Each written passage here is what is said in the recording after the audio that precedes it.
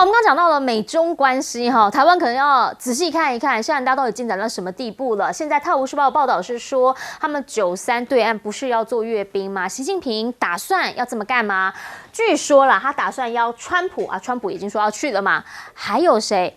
普京啊，他打算邀普京，普京已经要去了，然后他还要邀川普，要打造一个3方会谈。好，那如果这3个人真的坐在一起的话，哇，那其实这个整个全球的政局就会有另一个不同的看法。那到底时局有没有可能造就这样的一个局面？来看到中国的官媒，他们专文来写，共同书写中美友好，是在帮川普访中来铺路吗？不知道。可是呢，最近美方这边确实也释出了一些讯息，包括说呢，称赞中国阻止了芬太尼。那之后有关于芬太尼的关税会不会因此就干脆一笔勾销啊？这个还不知道。也说中方呢其实做得很好，我们对他们的关税呢会持续的暂缓。那后续的关税战又会如何打？现在也还看不出眉目来，因为呢他们还有一个稀土被人家掐在脖子里了。据说中国现在呢已经慢慢的发布了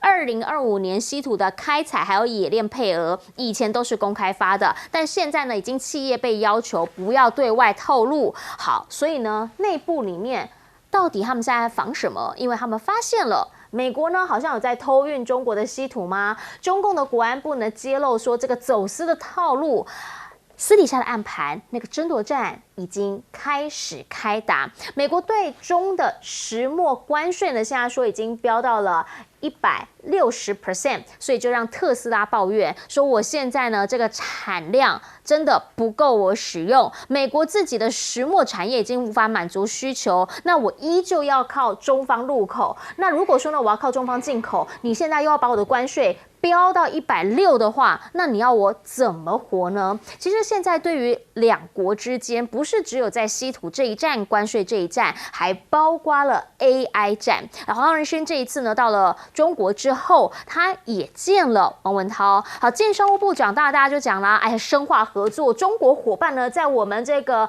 辉达企业里面还是非常重要的一个市场。但是呢，他害怕的华为现在又有一个新的进展了，这是升腾384超节点真机。好，什么意思？就是384颗晶片呢，把它连在一起。那现在呢，能够做出什么？这个是国外投行的评估报告，说它现在是已经能够做到了规模化解决方案，而这个做法可以领先辉达还有 AMD 目前市场上的产品一代。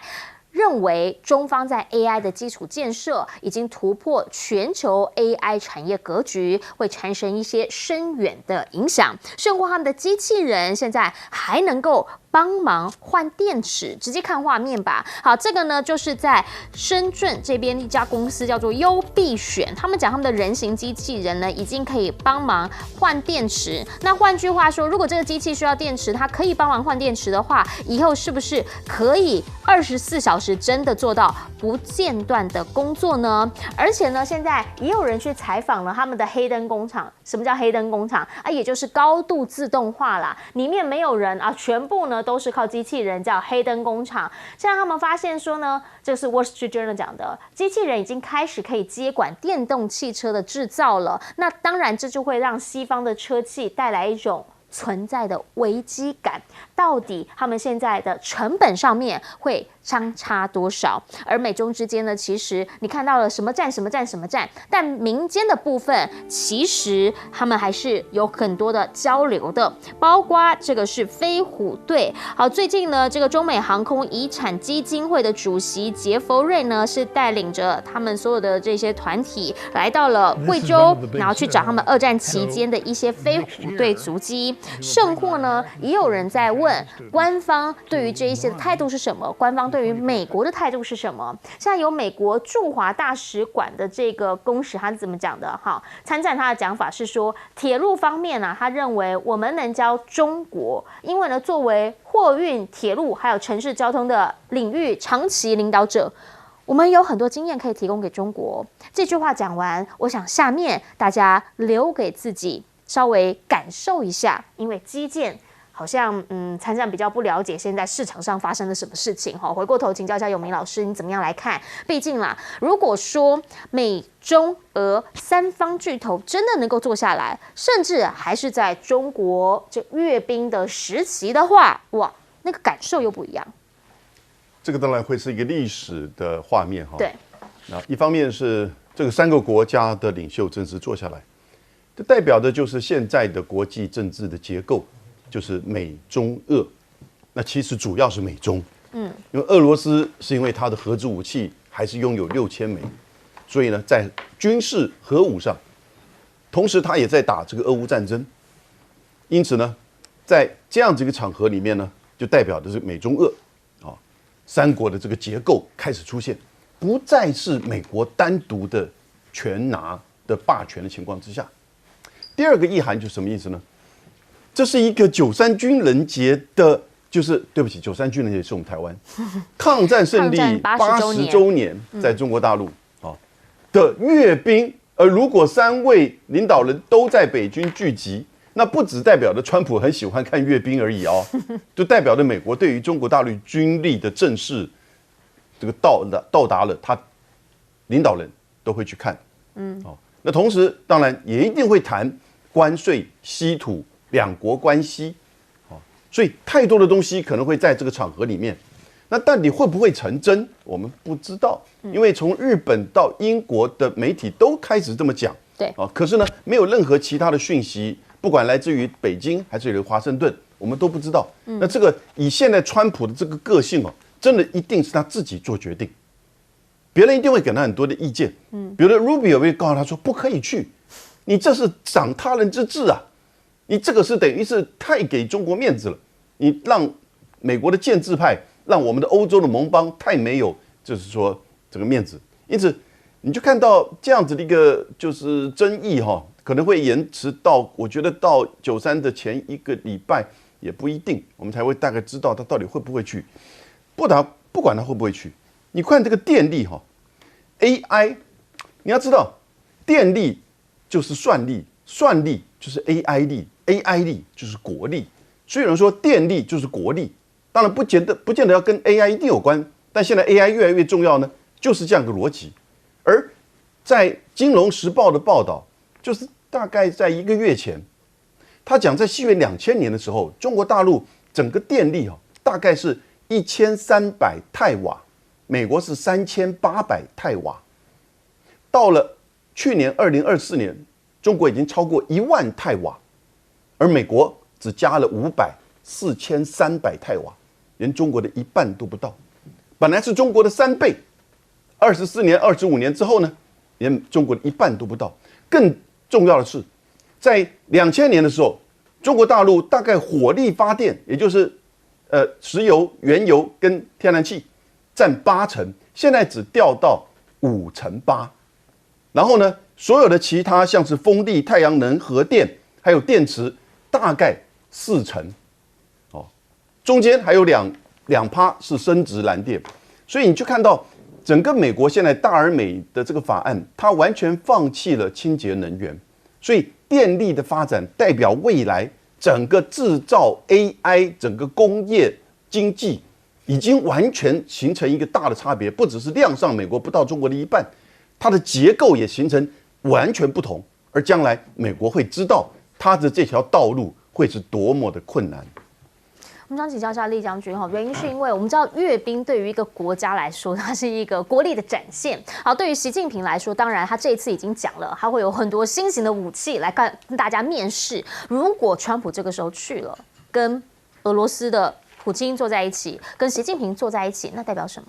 我第一个这个新闻是由日本媒体所放出来最先披露的这个新闻所以可信度倒是蛮高的。因为其他任何一个国家元首都有可能去，唯一一个应该绝对不会去的就是日本首相这个我想说他大概这个不太可能会去了，因为这本来就是一场纪念对日抗战胜利的战争。那日本首相如果去的话，那真的是对他来讲是有降低自己国格的那种感觉。但是这条他也可能下台了，因为礼拜天的选举会输了。明天。但是关键是什么？关键就是说，就是说居然由这个日本媒体来披露哈，所以说我觉得可信度是很大。当然，我们都很期待这次三巨头能够见面，那纯粹就是站在全球安全的立场来考量这个问题，因为我们现在看到很多问题必须他们三个人面对面坐下来。那第一个就是俄乌战争的问题，对不对？俄乌战争虽然说中国它一直站在中立的立场，但是美国一直认为说是只有中国，现在只有中国，就是因为它是中立立场，它才有可能促和劝谈嘛，而且它一直是表明这种态度。那美国川普会不会这时候跟普京见面，然后借着习近平在场，见面3分情，让习近平来开口，这个想办法，大家双方愿意坐上谈判桌。这个我们讲说，最近来讲以伊冲突虽然说双方不打了，但是这不代表说以后不会打。所以我觉得双方这时候是互相打的这个精疲力尽的，现在在补充元气的状况。如果双方元气补充完以后，会不会就再继续打下去？因为伊朗那边这个浓缩铀设施没有被打掉嘛，那这个以色列来讲，他没有达到他的战略目标，对不对？那以色列那边又持续在加沙那边这个对加沙走廊的这个巴勒斯坦的人民来讲，还继续做这种杀戮的动作哈，所以伊朗也不会放掉这些事情。另外再讲胡塞那边哈，这美国副总统讲得很明白啊，对不对？他就希望说由中国来出面。来拉住伊朗，不要在这个事情在希望能够所以大家降低温度，希望把伊朗重新再拉回和谈判协议桌。那你想想看，这几场台湾全世界这几个这个目前的已经爆发的战争里面，是不是都有中国可以扮演的角色在里面？那你川普这时候不去，你什么时候去？刚好普京也在，所以第二个，我觉得这个川普自己本身就是喜欢热闹了，他喜欢去哈。第三个，我觉得元首见面这个总是人情世故嘛。一定会带伴手礼，对不对？川普他一定会带一些伴手礼去。那这个我想习近平也会回送一些伴手礼。那这些伴手礼是什么？当然我们可以去看，是不是譬如说关税的议题有没有可能双方缓解？那有没有可能在稀土方面，中国在部分来讲增加这种销售的额度，或者是说只要是民用的，我都有可能尽量的开放。那美国这边川普会不会带一些他认为譬如说是 H20，这已经开放了，那后续会不会有更多的这种被管制中国的这种 AI 产业的科技？或制造业，譬如说是举例来讲，譬如说艾斯摩尔的光刻机有没有可能？因为光艾斯摩尔光刻机现在最新型的好像只卖5台而已，艾斯摩尔自己都受不了，会不会美国就开放说？当然这是我们自己揣测，可是最起码对全体人类来讲的话，这3个人真的是应该好好坐下来谈一谈。不然的话，这个永无宁日。那现在看出来，美国你自己跟俄乌战争，事实上我们讲说俄乌战争，但是就是美国利用这个代理人在打这场战争嘛。那你自己是参与者，你不可能坐上谈判桌，那就借中国的帮忙来做。那我觉得这次阅兵是一个很好一个机会了，让双方在这种顺理成章的状况之下这个瓜熟蒂落，这个可以坐在一起谈这件事情。请教彬哥。我觉得9月3号到底川普会不会去？当然大家都在看，可是有这么顺利吗？我是很疑惑，因为中美之间虽然现在看起来态势是缓和了，可是问题是他们之间的矛盾还是非常多的。是。那所以，除非能够双方能够谈到一个接近和解的这样的一个结局，不然的话，你说他怎么去？虽然川普本身是阅兵控，他很喜欢看阅兵，可是我觉得恐怕他们政府内部阻止他去的人也会非常多。因为这个毕竟是，你想想看，中俄美3国领袖在一起，那个到底是什么样一个画面？这个对世界传达是什么样一个讯息？我想这个美国内部会有非常多的人恐怕并不乐见看到这种状况出现，所以我觉得这个恐怕还要再看看未来的局势发展。那当然对中美之间来说的话，这个战争大概是永远不会停的，也就是你卡我的脖子，然后我点你的死穴。大家大概就是会持续玩这种游戏，会玩好几十年下去。我想这是必然会发展的一个结果。但对美国来讲，最燃眉之急的就是他要怎么样摆脱对中国大陆稀土的依赖。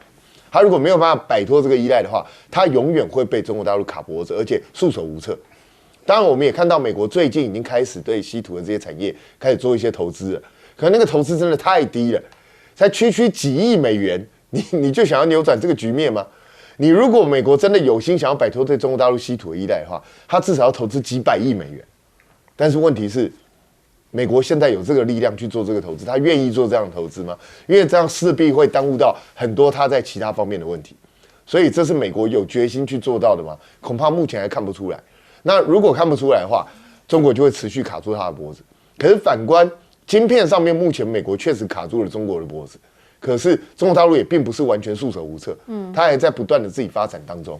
所以在这种状况下，你就会觉得美中之间恐怕中国大陆对美国可以依赖越来越少，可是美国好像短期之内没有其他的办法解除它对中国大陆的依赖，这就是美国面临的一个最大的问题。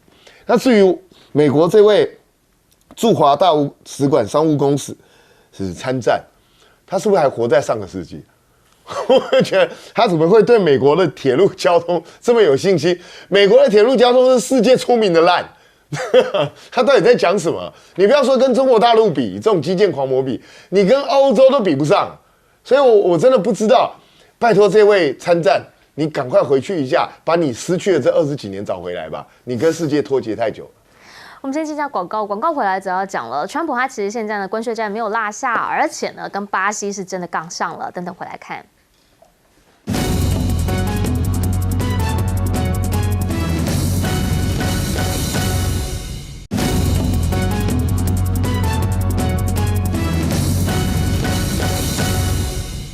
好，我们刚刚讲到川普他现在其实只要听到了 BRICS， 他就可能很生气啊！金砖国家他太怒了，因为呢这一些国家就是要威胁我们美元嘛，所以金砖国家如果成为威胁的话，我们就要快速的把它给瓦解。先前有讲过那个10% 的关税，如果你是在金砖国家的成员的话，我加你10%，他现在是讲真的哦，他说他对他施以极大的压力，我是来真的，我不是跟你随便说的。好，但是巴西是怎么样？巴西因为它本来是10% 嘛，然后呢，它现在被川普一加变成了50% 的关税，所以呢，他也没再弱。川普告诉他，我为什么会把你变成50%，就是因为那个波索纳洛，所以呢，巴西当局今天突袭搜索这个波索纳洛这位前总统的住家，还要他必须要佩戴电子脚镣，限制夜间外出。波索纳洛很生气呀，他的讲法是什么？他的讲法是说呢，我现在是阻止了鲁拉、中国还有川普关税的人呐，你们大家搞清楚啊，为什么这样子在对我猎巫呢？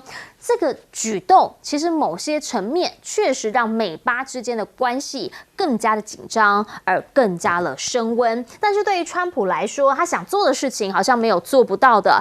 川普现在呢要警告金砖国家不要企图威胁美元，所以呢他还签订了一个稳定币法案，讲法呢就是这个稳定币法案呢，它可以维持美元强势，是美元等资产挂钩的加密货币。其实从他一上任，在选举的时候就讲了啦，他对于加密货币、对于稳定币发行的合法化，他很用心，也为各个产业的使用都在铺路，包括说呢要绕过现有的 Visa、Master 啊，他们这种传统支付，要可以做跨国的转账支付管道等等等。好，甚至呢他还要开放美国退休金投资加密货币，这到底会不会改变了美国现在现有的金融局势，还有一些私募股权等等等这个其实是非常大的一个议题，而且也是非常重要的一个金融议题。那未来有没有可能因为这样有一些眉眉角角变成漏洞？这其实是所有金融界的人他们最在意加密货币这些法案通过的时候，你有没有做好限缩政策一个很重要的原因。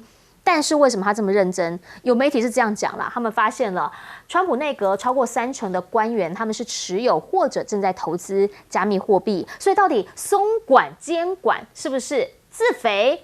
大家打一个大大的问号。同时呢，大家也看到他对于联准会这个就是美联储主席 Bob， 他真的非常非常不满意。那现在呢 ，Bob 他在回应了白宫的指责呢，他否认翻修工程太过于铺张或浪费，因为他直接请国会来帮忙调查。但是呢，有没有可能他会真的川普直接把他开除？甚或现在有一个讲法，这一位呢是一个部落客，叫做雅文，他的讲法是说呢，现在的副总统范斯是他的粉丝，马斯克呢还跟他做政治的一些征询。他建议啦 ，Fed 干脆并入美国的财政部好了。他说这个是很大胆的计划，但他认为公债不应该视为债务，它应该视为限制股。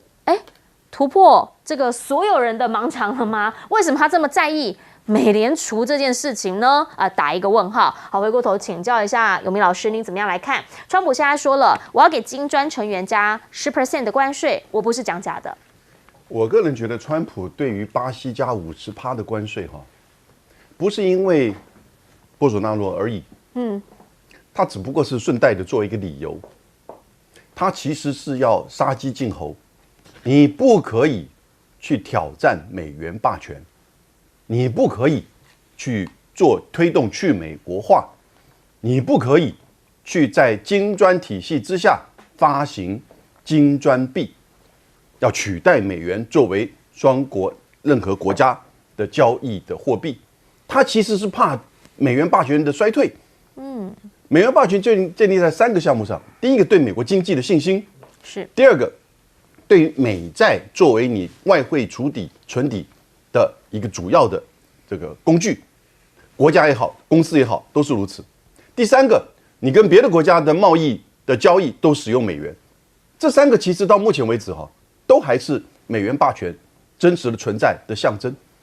虽然川普的关税是使得大家对美国的经济开始打一个问号，然后呢，大家开始在减少持有美国的这个债务，可是呢，这都是短期现象，因为没有别的替代方案。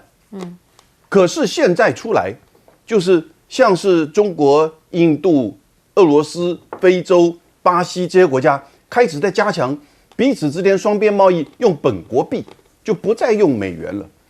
这个速度在过去2-3年呢，实际上是快速增加，当然还没有那么显著。所以美元霸权去美元化，短期3到5年，我觉得其实不会改变。但我为什么讲3到5年？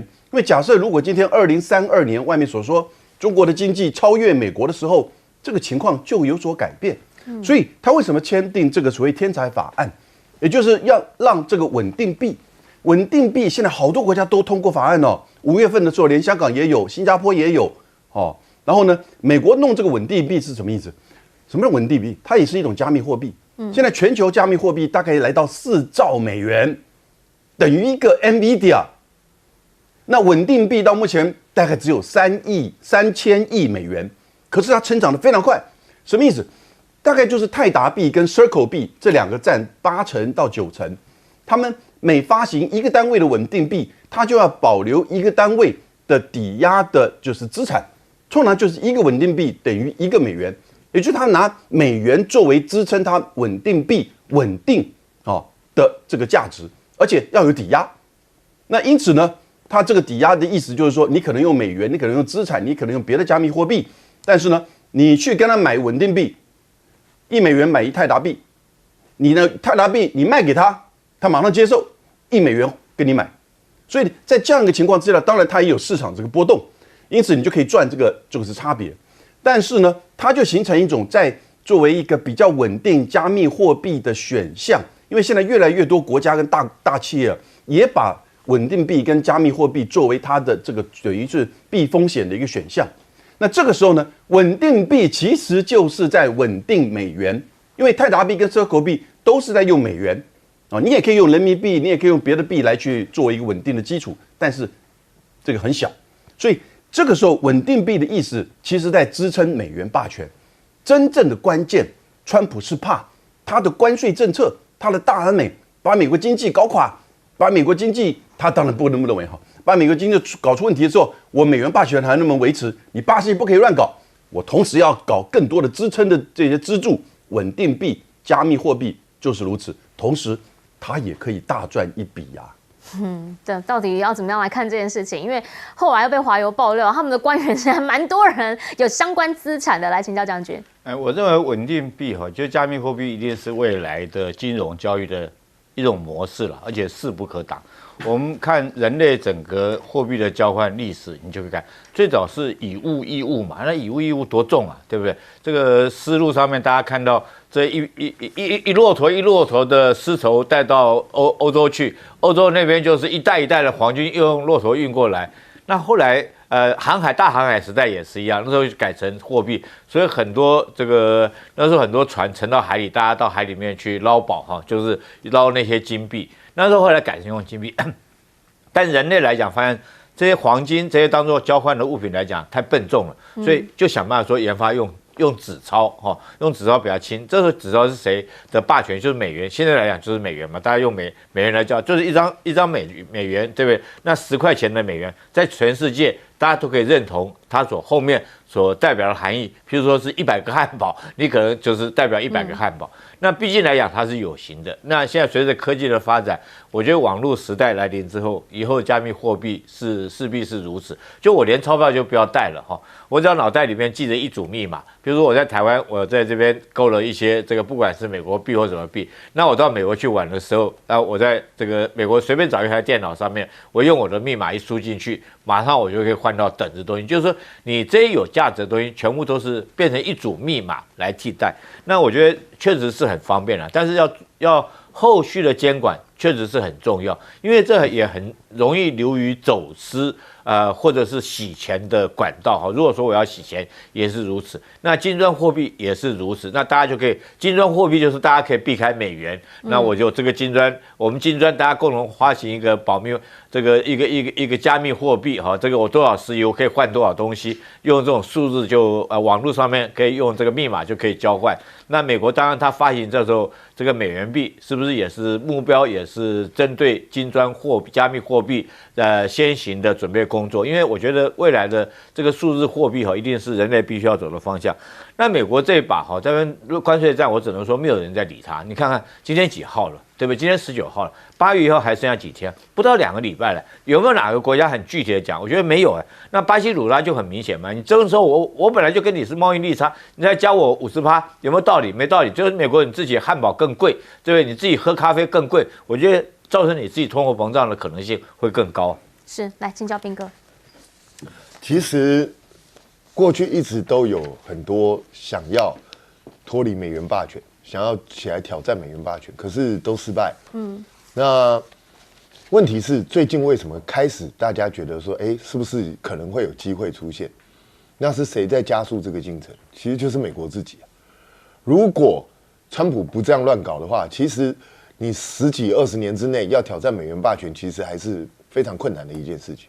可是现在美国在做一件全世界都看了觉得非常奇怪的事情，他其实在用力跟全世界脱钩，不知道为什么他想要这样做，这个是很奇怪的一件事情，因为他单方面天真的认为他只要靠关税，然后就变成全世界都会跟美国买东西，然后呢我们不跟你买其他的东西，这个不是很怪的一件事吗？怎么会天真的到以为会出现这样的一个状况呢？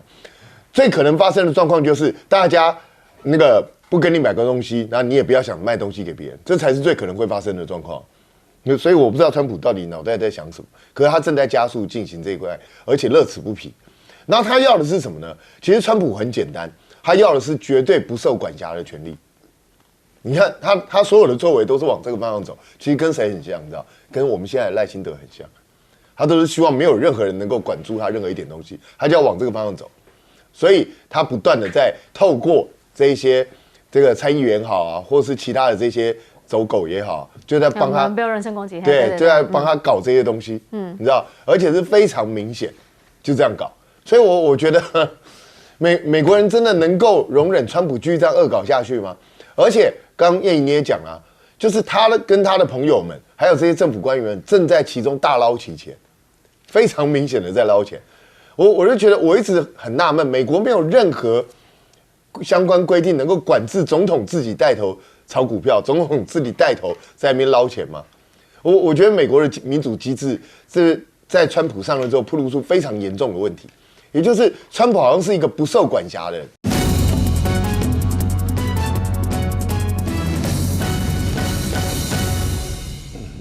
大家午安，我是陈燕莹，欢迎来到新闻大白话。接下来这1小时国内外大小事，要用您听得懂的话说给您听。现在介绍这1小时来宾，首先介绍是资深媒体人谢汉彬，主持人好，大家好，还有前国安会副秘书长杨永明，燕莹，各位朋友好，以及退役少将李正杰将军。燕莹好，各位观众大家好。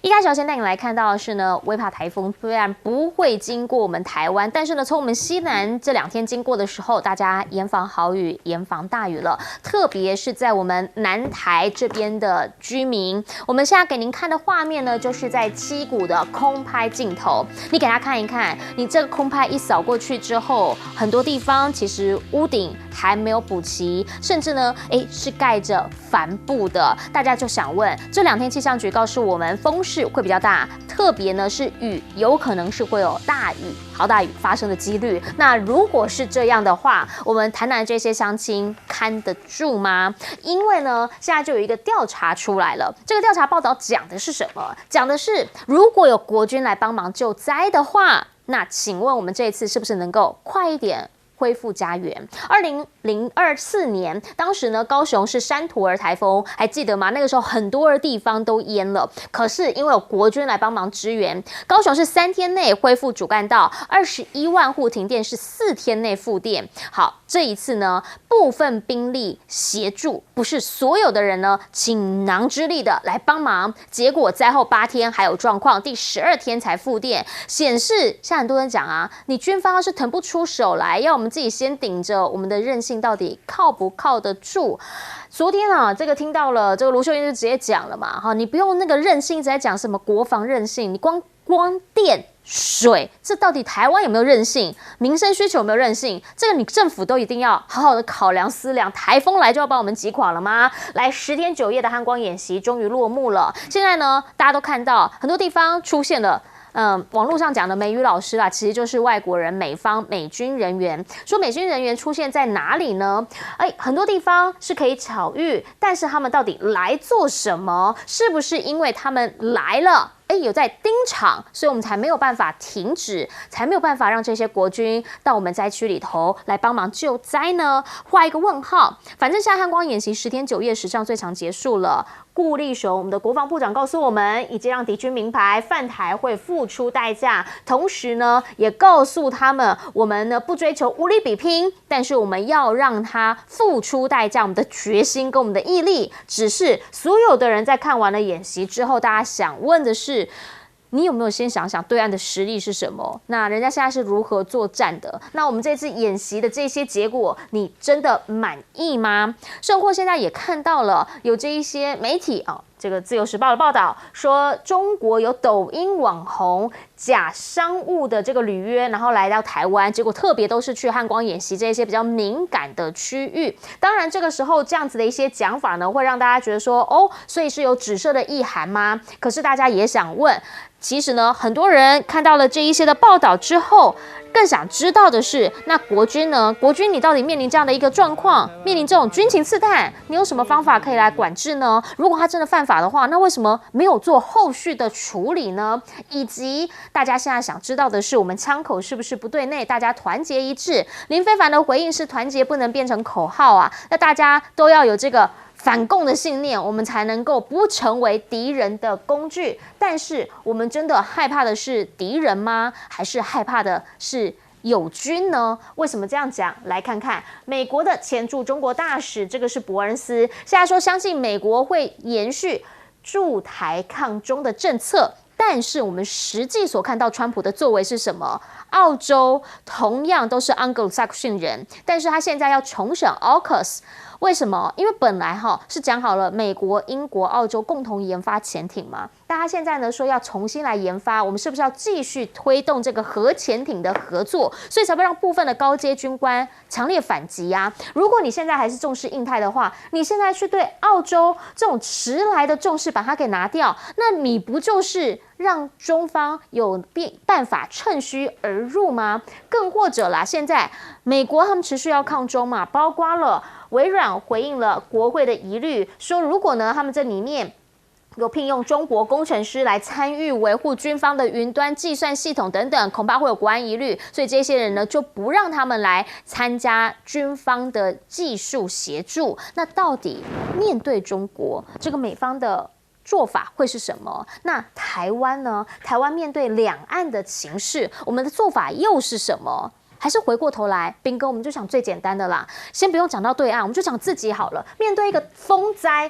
我们都想问，台风又要过境了，我们这一回七股的民众该怎么办？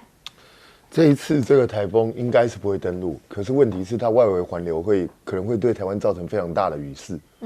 那请问一下，这些人上万户没有屋顶，怎么办？有没有政府没有想过要去帮他们解决这件事情吗？给他一块帆布就够了嘛？连帆布都不够，你知道吗？连林俊宪都不够用，你知道吗？台南现在其实我觉得这个照片拍的不好，你拍一片蓝白的不够看，你去看很多人家屋顶都是林俊宪，对不对？那请问一下，怎么去解决这个问题？那个帆布顶得了大雨吗？你有没有想过这件事？那政府好像觉得我给你帆布就已经很够了，不然你还想要怎样？那问题是大雨来了怎么办？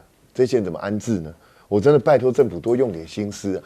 这些都是台湾的人民啊，他们不是敌人啊，怎么不要他们的对待好像在对待敌人一样，真的很可怕。然后我们这个演习，请问一下，这10天9夜到底获得了什么成果？真的让敌人胆寒了吗？如果你是解放军，你看到我们光是这10天之内，我们出了多少次车祸，自己重伤，然后各种各样的奇怪的事情，然后看到用捷运载运兵，但你觉得解放军真的会害怕你的力量吗？还是真的如网友所说一样被你笑了个半死？你们到底知不知道现代战争是怎么打？你们有没有针对无人机未来的可能无人机机具哦，不只是天空飞的无人机哦，地上可能有机器狗啊，这些机器人啊，它会来进行攻击。你们有没有对这些东西进行演习？我都没看到这些东西啊。那你们到底是整个战术思想还停留在上个世纪吗？这个世界的战争已经不一样了，俄乌以色列都演给你看了，那你们还没有想要调整一下方向吗？然后如果认为中国大陆这些网红有要窃取机密的疑虑，抓人啊！你们在干嘛？没错，对啊，你为什么不抓人？依法办啊。对啊，这个很奇怪啊！你们这个台湾 ADIZ 指出来，那他都连一个民间的组织都会发现了，那军方没有发现这件事吗？我们调查相关单位没有发现吗？那到底是谁失职呢？而且我也不太懂，一个抖音网红去看这些地点，他真的是负有任务来的吗？还是他自己个人的嗜好？但是不管怎么样，你们可以先把人抓起来问问看啊，不是吗？你们不是很担心这个东西吗？那如果我们真的希望大家全部都反共如此彻底，总统公开讲啊，然后我们应该要跟对岸断绝所有的往来啊，不是吗？因为这样子所有的接触不是都变得很危险吗？都有被渗透的可能性啊。我们应该要重新回复到蒋经国的时期啊，不接触、不谈判、不妥协啊，不是要回复3不政策吗？所有跟中共接触的人，全部把它当匪谍看，这样好不好？你就立法啊，对啊，要不然就是你行政命令下来啊，全部都不准跟他接触，这样可以吗？那为什么不这样做呢？我觉得很奇怪。然后伯恩斯就出张嘴而已啦。伯恩斯，你真的有办法影响到现在美国政府的战略格局吗？所以不要讲这种笑话。川普现在的政策非常清楚啊，他根本不在乎什么军事上的东西，他在乎的是什么？他在乎的是怎么样对美国最有利，怎么样能够让美国赚到钱。AUKUS 现在根本已经名存实亡了。我讲实在话，他正在对 AUKUS 的所有伙伴加税，你们忘记这件事了吗？他的一个人天天想要赚你的钱的，你觉得他想要跟你合作同盟吗？你怎么跟他合作同盟？他现在满脑袋想的就是怎么从你身上挖钱，所以你觉得还同盟得起来吗？这不是很好笑吗？美国确实对中国大陆有防心、有防范，但是呢，美国并不想要跟中国大陆打一场战争，大家还看不懂吗？那所以呢，我们整个战略到底要如何调整？军方要想清楚吗？不要每天只是美国人叫你怎么做你就怎么做。现在为了应付美国人，我们连救灾都不救。台湾人不是人吗？国军真正能够发挥力量的时候不发挥，然后只是为了演一场猴戏给美国人看，这对台湾人来讲真的值得吗？请教一下李将军怎么看？其实我一开始我今天要替赖清德讲一些公道话哈。赖清德我相信他不至于说是在风灾这么严重，叫国军不要去救灾。我觉得他有说不出来的苦衷啦。我们这次看到汉光演习全程。不管是号称说是5天4夜改成10天9夜，还有我们看到全程到处都有看到这个所谓的这个穿着便服讲着英文的这种美国老师在旁边做观察。其实你把它做观察，你还不如把它称之为美军来评鉴我们到底我们战力有多久。所以为什么这时候10天要改成10天9夜，就是评估我们从这个灰色作战时候开始哈，一直到滨海战斗，一直到纵深战斗到持久作战，到底我们台湾在自我防卫状况下能够撑多久？然后美军他要评估，他如果说你能够撑几天，那我们台湾才后续美军才能够来这个增援我们台湾，或者是说后续来讲看去采取什么方式，譬如说武器什么过来，所以等于是全台湾都必须要这个动起来，因为全台湾我们到处都看到有这个美语老师在旁边观察。那与其说是这个观察，我不如说是像我们读大学的时候，在大学学校里面，教育部也会去评鉴呐，对不对？你这评鉴你是学校教学什么等级，医院也有医院评鉴啊。那我们的评鉴，它是不是就是来评鉴？我跟各位讲其实这个评鉴。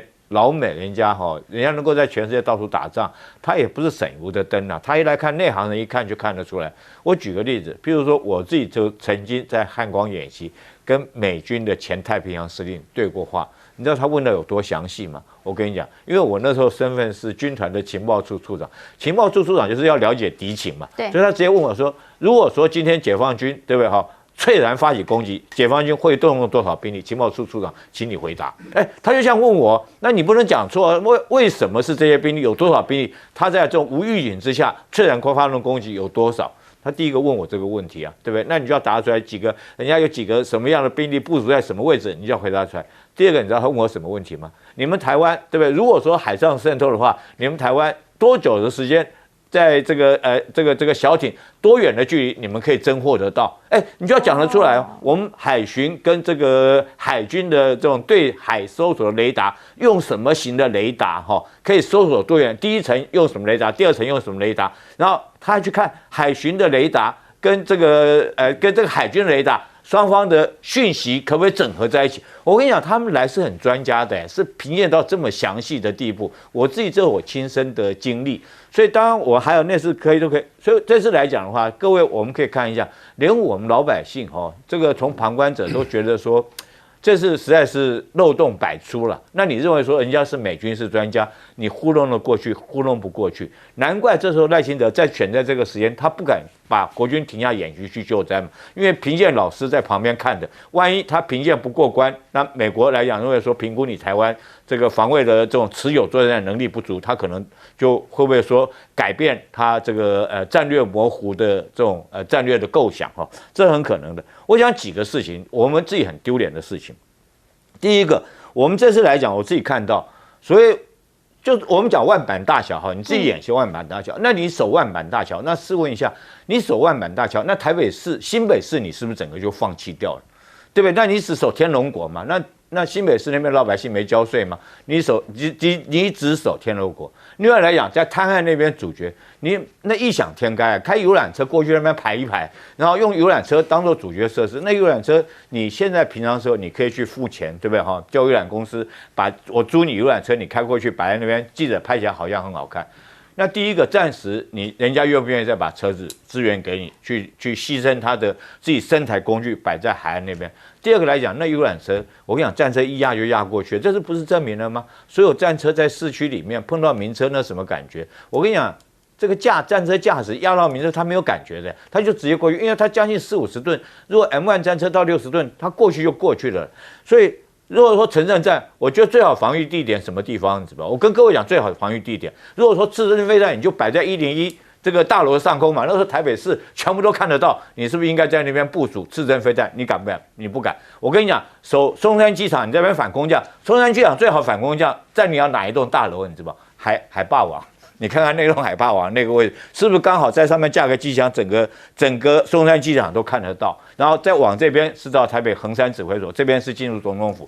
那你敢不敢去跟当地老百姓建那栋大楼来演练给大家看？我觉得你们都做不到嘛，那不是都在讲空话？你只敢弄一些桥头摆一些那个东西，糊弄老百姓，糊弄这个，但是你不见得能够糊弄得了美军。将军呢是从他专业的角度来看，如果真的要演真的话，那他认为应该要怎么做？那如果说牵涉到民间的话，他就想问政府，那所以你这个到底是演真的还是演假的？因为如果实际作战，很有可能战略会长怎样。但也想要请教一下游明老师原因是因为这一回其实就真的是遇上了这个台风，才会让百姓有这么深刻的感受。您怎么看？这一次汉光演习9天10天9夜。又碰到这个台风，其实两边赖清德政府都表现得非常差。那关键是就显现得出来，我们的准备是多么的不足，以及我们多么的在心态上依赖美国，尤其是赖清德政府。你过去台湾碰到这种事情的时候，你马上可以转换科目，国军就会去救灾，是这个是很正常的事情。但是因为这次据说超过400名美语老师，就美国的顾问团、观察团，然后呢还有退休将领团，这里面还有佛林上将，前印太司令4颗星的，前国务院的副国务卿坎贝尔都在这里面，所以呢，这等于是美国就很大的这个阵容来看你台湾这第一次的10天9夜灰色地带演习，假设由严转战，同时呢纵深防御跟持久作战，是否你能够有这个能耐？各个科目都演练出来，要演给美国看，我们做得到。所以不求100分，但求80分。然后呢，你要怎么样加强台湾的防卫？然后呢，你要知道我们这边有反共、反并吞的决心，所以呢，美国对台湾的防御是信任的，这是整个他的一个说法。所以他后来跟蒋万安再对呛回去，你要反共、反并吞，那反并吞就能打仗，反并吞就能打胜仗，然后呢，你不去救灾，你去演给美国看，你就能打赢这场仗吗？好吧，你不去救灾算了，因为美国的军队是不救灾的。但是你部会有没有去救灾？以前呢，从921地震到每一个台风啊，在就是甚至连阿扁时期到马英九时期都会这样子，各部会就下去认领一些这个乡镇。我来，比如经济部认领哪一个乡镇，这个都很清楚的。那这次有没有这样子？不要说连认领没有，部会的首长都没有下去，因为什么？因为下去就是出糗，下去就会变成媒体。那媒体一报道，你就没有办法去报道大罢免，你就会把这个事情越拱越大，越拱越大。现在只有 TVBS 愿意做一点报道，所以人民百姓完全是被牺牲。那你不是整个演习是要保卫台湾吗？保卫台湾的什么？台湾人民、台湾安全、台湾经济，还是保卫台湾现在的赖清德能够持续执政、大罢免，然后呢得到美国的支持？真的是完全的颠倒，搞不清楚自己作为一个国家领导人应该有的心态跟作为，非常的糟糕。但其实对于一个平常百姓来讲，大家只想问一件事情：是不是现在，如果真的像刚刚专家所讲的这件事情呢，其实跟美国来督导有关系的话，那有没有可能，其实政府也直接告诉大家，现在就是因为真的，国外来关心，友军来关心了，所以我们必须要这么做，没有办法来做另外更重要的民生的事情呢？又或者大家也想问，只要跟美国有关系都不太能讲嘛？比如说这一次的演习，比如说关税问题，我们等等来看看到底全球关税战进行到哪里。